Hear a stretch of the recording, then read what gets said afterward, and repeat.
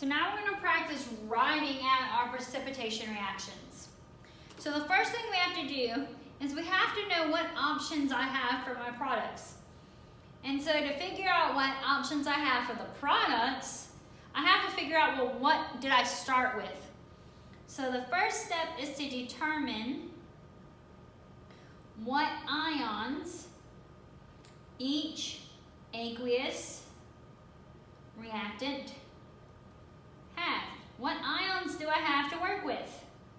I can't make products without having those ions to begin with.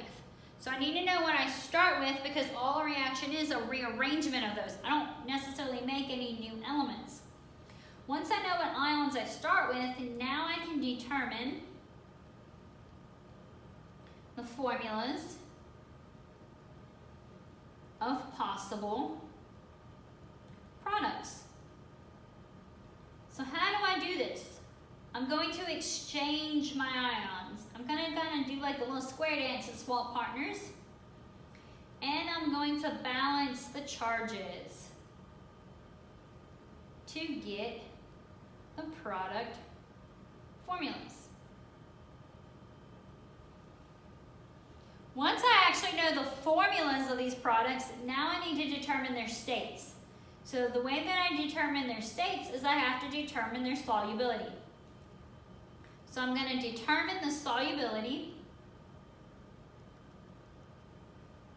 of each product in water. And I'm doing it in water because this chapter, chapter 8, is about aqueous.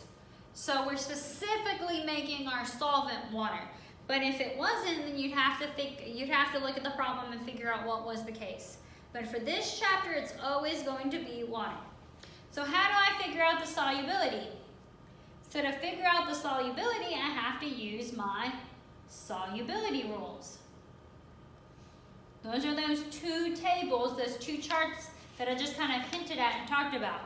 So I'm going to use those to figure out my solubility. If my product is insoluble based on those rules, or slightly soluble, then it will precipitate. So if it is slightly soluble or insoluble, then it's going to be my precipitate.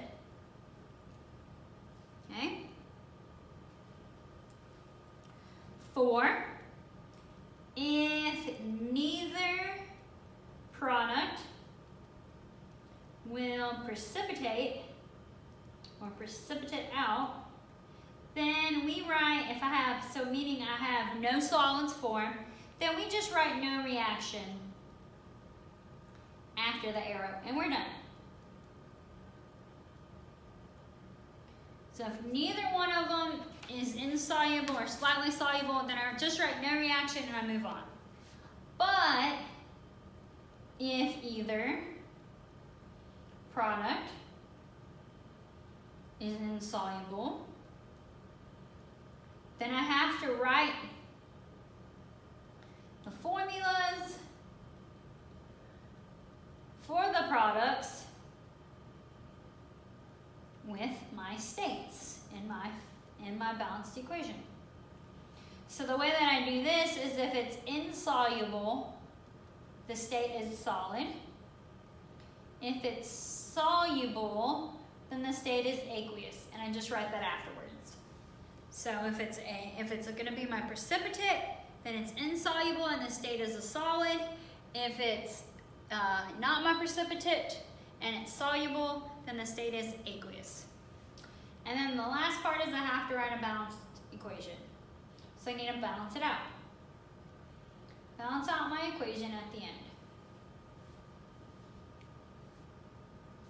All right, so on the next slide, we're going to practice writing out these precipitation reactions. So get ready for that. Have your 2 solubility rule tables available.